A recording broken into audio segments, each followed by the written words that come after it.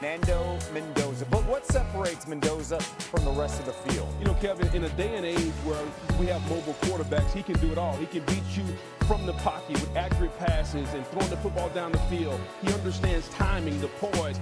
I think the best thing he has is the it factor. When the moment is the biggest, he doesn't shy away from it. And if you want him to run the football, he has the athletic ability to beat you with his legs. So quite frankly, Kev, he can beat you any way that you want him to. And Mendoza becomes the first Indiana quarterback to win the Davey O'Brien National Quarterback Award. His 33 passing touchdowns this season set a new program record. He's on pace to be the first player in Indiana history to complete over 70% of his passes for a season. Let's go to New York, where Jen Lana is standing by with Fernando. Yeah, here with Fernando Mendoza, quarterback for Indiana. The Hoosiers having another remarkable season. When you think about your journey and the fact that you were committed to Yale not that long ago, and here you are in New York for the College Football Awards and much more, how would you describe it? It's a wonderful feeling. It really doesn't feel real. I think it just speaks a testament to so many people who believed in me, who have helped groom me into the player I am today, and all those people, especially before anybody even knew my name.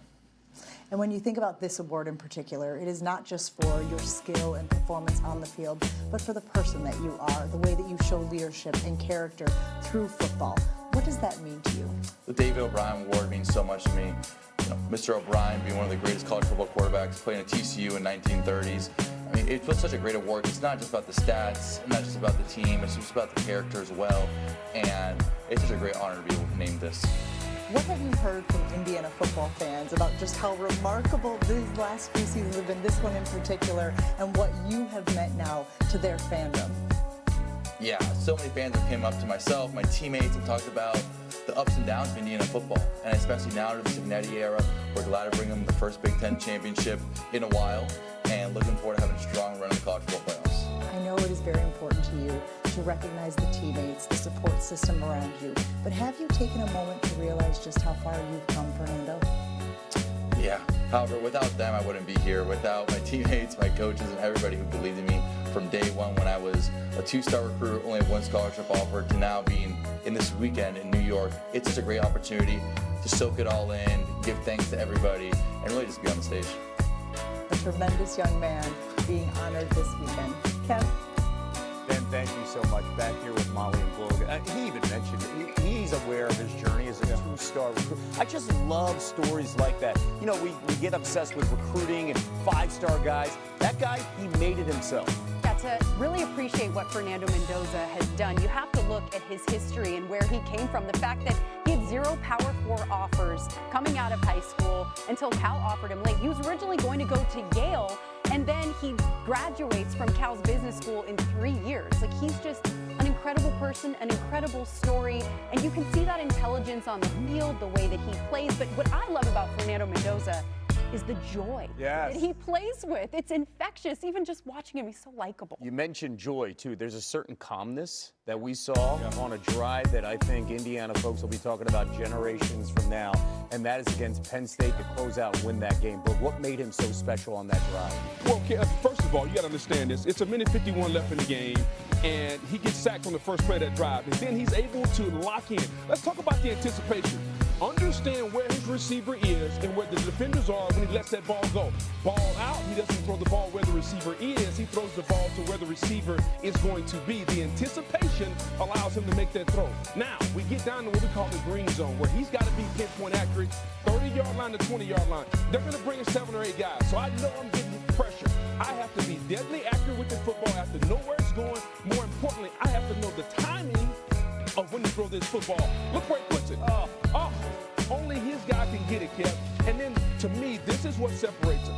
It's 3rd and goal. I call this the it factor.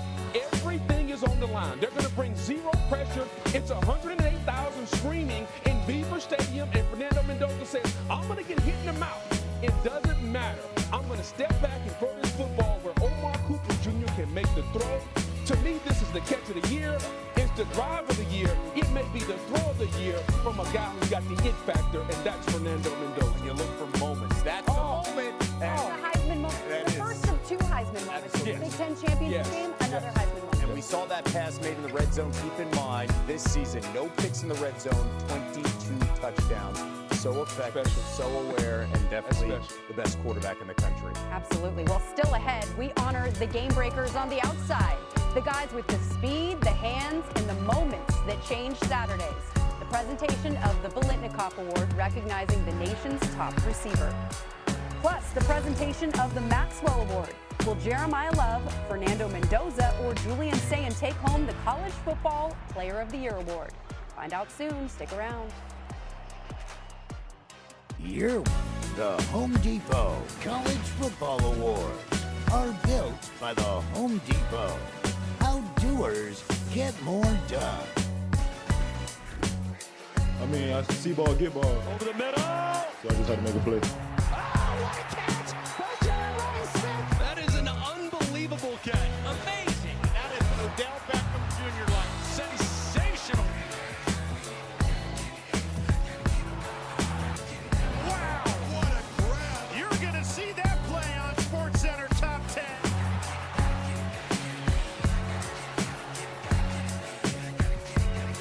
That's absolutely incredible. Maybe the catch of the year.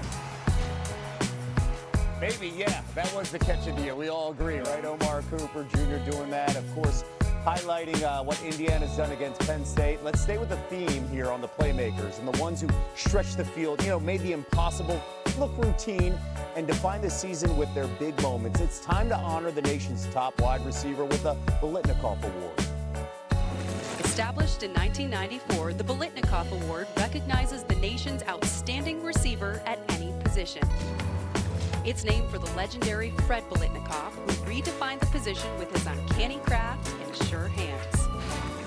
The award is presented by the Tallahassee Quarterback Club Foundation, which has provided many millions of dollars in scholarships to North Florida high school seniors who've overcome significant challenges to excel in academics and extracurricular activities. Here are the Biletnikoff Award finalists. Look at me now. We on a whole other level. My foot on the pedal, my eyes on the crown. I think he's one of the more underrated wide receivers in all of college football. Bigger than ever we've had. Get off me! You gotta know where number one is. Touchdown to Makai Lemon. Come on now! The kid's a star! What a catch! Makai Lemon! Jeremiah Smith, he's phenomenal.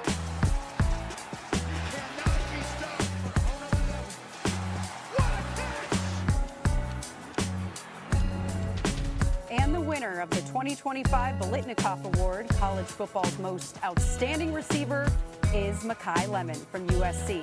And Booger, Lemon plays with passion and aggression. He led the Big Ten in yards after the catch. In your opinion, what makes him so special? Molly, simply put, he can do it all. Some receivers are route runners, technicians. Some guys can blaze you down the field and run you on the 9-route. Other guys, when the ball is in the air, they go up and get it. He can absolutely do it all. The thing I love about him the most is his attitude. He plays the receiver position like a linebacker. He goes after the football when the ball is in the air. He's going to make sure that there's no player going to get the ball besides him, and he's a tenacious route runner at that. We love a receiver with attitude, and Lemon becomes the second USC player to win the award, joining Marquise Lee, who won it back in 2012. He was top 10 in both receiving yards and touchdowns this season, and his 4 games with 150 receiving yards tied for the most in FBS. And here's a behind-the-scenes look at Lemon finding out the news. Okay.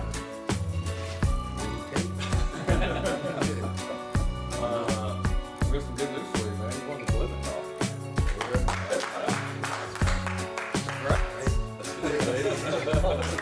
Let's go. Yeah, let's go. Yeah. We got the signature of all the winners now, so you get red right there. Big time deal, man. Huge for you, your family, your teammates, man. Everybody was a part of that. It's a really cool thing, man. So congrats on it. That's cool, man. Yeah. You deserve it. You say so. Yeah. Awesome, brother. Oh, happy for you, dude. Big time. Big time. Congrats. And let's bring in the Biletnikoff Award winner, Makai. You seemed subdued when you found out the news, but I'm wondering what was going through you in that moment when you found out that you were the winner of this award. Yeah, I was really in shock. I really couldn't believe the news. Really was just, blessed and just really overwhelmed with, with happiness and, just grateful to be in this position. Your family joins us too on this announcement, Makai. You're 5'11". You're not one of the biggest wide receivers, but your catch radius is ridiculous. And when Boog was talking about you over the highlight, I saw you bobbing your head a little bit. You were like, yeah, I'm tough. What's the key to your success on the field? Just having the mindset, just to dominate, no matter, the size or, how tall somebody is, really just going out there and dominating, just try to be the best player, I can be at all times when I step on the field. Makai, what receivers, whether they're from USC or from other schools, do you model your game after?